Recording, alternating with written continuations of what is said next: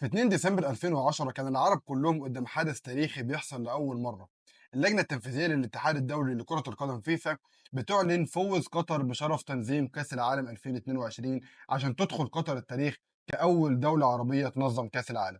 الأفراح ملت شوارع الدوحة والتخطيط بدأ في شركة قطر للاستثمارات بقيادة الأستاذ ناصر الخليفي للتسويق للحدث الكبير، وكل اللي جه في دماغهم في الوقت ده هم إنهم يمتلكوا النادي في أوروبا يجمعوا فيه نجوم العالم ويكون نافذة لقطر في أوروبا اللي كانت رافضة من الأساس فكرة تنظيم بلد عربي لكأس العالم. الموضوع في البداية كان لغرض سياسي بحت، وبما إن تنظيم كأس العالم يعتبر حدث رياضي ففكرة قطر كانت إقحام قطر في وسط عمالقة أوروبا من خلال الرياضة. وفكرة قطر كانت الاستثمار في نادي يكون هينجح بنسبة 100%. هما ما عندهمش أي وقت يجربوا احتمالات أو يشوفوا إذا كان هينجح ولا لأ.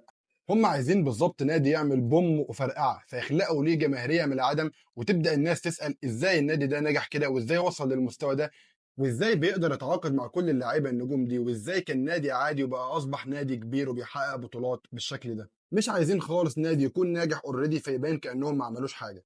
وطبعا وقطعا مش هيقدر يحقق معادله زي دي في دوري زي الدوري الانجليزي طبعا نظرا للمنافسه الكبيره جدا، وبالتبعيه مش هيقدر يعمل ده في نادي زي ريال مدريد او برشلونه، ولا كمان هيكون حابب انه يشتري نادي في اسبانيا فيضطر يلاقي نفسه ان هو بينافسهم. حتى دوري زي الدوري الايطالي فيه عمالقه زي انتر وميلان وروما ويوفنتوس هم اوريدي محققين نجاحات كبيره ولهم شعبيه وجماهيريه كبيره، فبرضه مش هيقدر ان هو يمتلك نادي من الانديه دي فيبان برضه كانه ما عملش حاجه، وبالتبعيه برضه مش حابب ان هو يشتري نادي فيضطر يلاقي نفسه برضه بينافس ميلان ويوفي وانتر وحتى روما. فطبعا انتهى بهم الامر ان هو وقع الاختيار على فرنسا طبعا نظرا لضعف المنافسه نوعا ما. وعشان اثبت لكم اكتر ان الموضوع كان سياسي فكره القياده في قطر راحت للنادي اللي بيشجعه رئيس فرنسا في الوقت ده ساركوزي. قطر هتستثمر في نادي باريس سان جيرمان، وخلينا اديك فكره عن باريس سان جيرمان قبل ما تشتريه الاداره القطريه في سنه 2011. في البدايه اتاسس باريس سان جيرمان سنه 1970 بعد ما دمجوا ناديين، نادي اسمه باريس فوتبول كلوب والتاني استاد سان جيرمان، فعشان يكونوا كرياتيفيتي خلوه باريس سان جيرمان. ومن وقت تاسيس باريس سان جيرمان ولحد سنه 2011 كان النادي محقق بطولتين بس في الدوري وثمان بطولات في كاس فرنسا وثلاث بطولات في السوبر الفرنسي، مما يعني ان النادي حقق تقريبا 14 بطوله. ال 14 بطوله دي عباره عن 13 بطوله محليه بالاضافه لبطوله كاس الكؤوس الاوروبيه، اجمالي 14 بطوله زي ما قلنا في 41 سنه. نادي ابرز المدربين اللي مروا عليه، لحظه انا كاتبهم هنا، انا ما اعرفهمش. بيقول لك جيرارد هولييه، ارتور جورج، لويس فرنانديز، وريكاردو جوميز. مين دول اصلا؟ ابرز اللاعبين اللي مروا على تاريخ النادي جورج ويا ورونالدينيو لما كان لسه عنده 20 سنه.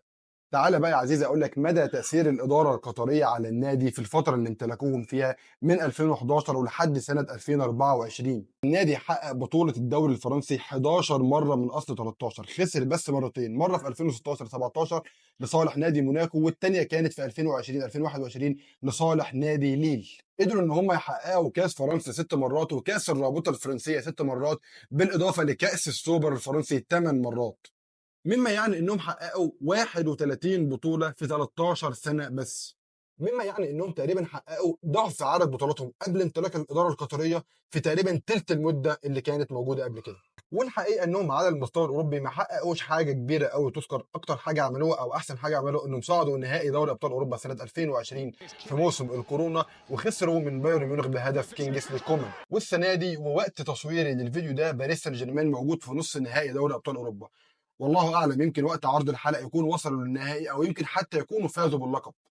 وفي حاله لو ده حصل وفاز باريس سان جيرمان بدوري ابطال اوروبا هيكون تقريبا حقق نفس اللي حققه مانشستر سيتي بامتلاكهم بطوله اوروبيه واحده، ده بالاضافه للتفوق الكبير لباريس سان جيرمان على مستوى البطولات المحليه، وطبعا مع الاخذ في الاعتبار فرق المستويات وفرق المنافسه في الدوري الانجليزي والدوري الفرنسي. وعلى مستوى الشهرة والعلامة التجارية وقيمة النادي في حدث ولا حرج، نادي مر عليه كمدربين كارلو أنشيلوتي، توماس توخل، أوناي إمري، ماوريسيو بوتشينيو، وحاليا لويس إنريكي.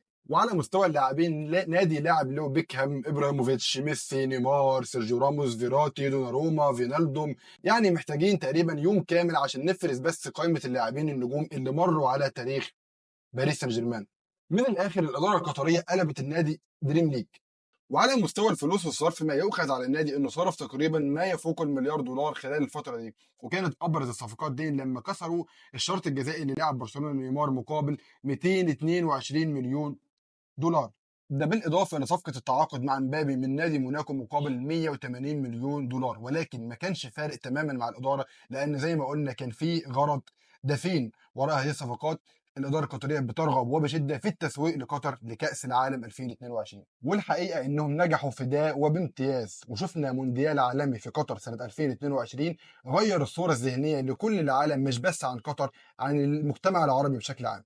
صحيح بيصنفوا انهم فشلوا على المستوى الاوروبي لانهم زي ما قلنا ما حققوش اي بطوله قاريه لحد دلوقتي، ولكنهم قبل 2011 ما كانوش يعني بيكسبوا البطوله كل سنه. هم تقريبا ما كانوش بيتاهلوا للبطوله اصلا، وكان كل المسيطر من جانب فرنسا هو نادي ليون ونادي مارسيليا.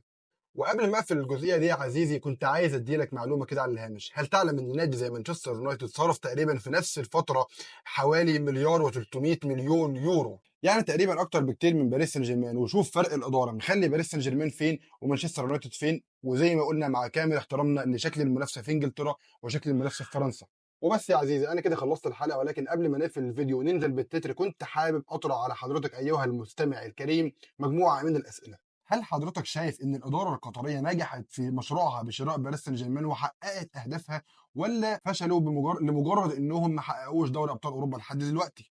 وهل حضرتك شايف نظره الجميع لمانشستر سيتي نظره الوحش الكاسر الجامح اللي مش بيقهر، لمجرد ان هو بس زاد على باريس سان جيرمان وكسب دوري ابطال اوروبا، رغم ان باريس سان جيرمان متفوق على مستوى الارقام المحليه؟ فيها ظلم المشروع باريس وفيها ظلم للي قدمه باريس خلال الفتره، وبرغم ان فتره الاستثمار كمان في المشروع القطري اقل من فتره الاستثمار في المشروع الاماراتي؟ ولا حضرتك مع الراي اللي بيقول ان لا، ما فيهاش ظلم ولا حاجه، لان المنافسه في الدوري الانجليزي صعبه ولا تقارن بالمنافسه في الدوري الفرنسي؟ هل حضرتك من الاساس شايف وجه تشابه بين التجربه القطريه في باريس سان جيرمان والتجربه الاماراتيه في مانشستر سيتي، ولا كل واحد نجح بطريقته وحقق اهدافه اللي كان داخل المشروع عشانها؟ كده انا وصلت لنهايه الحكايه الثانيه من سلسله حكايات الاستثمار الرياضي. تقدر تشوف الحكايه الاولى واللي اتكلمنا فيها عن الاستثمار الاماراتي في مانشستر سيتي. انا ابراهيم الشريف، واستنونا في حكايات تانية من حكايات الكوره. وانزل بالتتر يا ابني.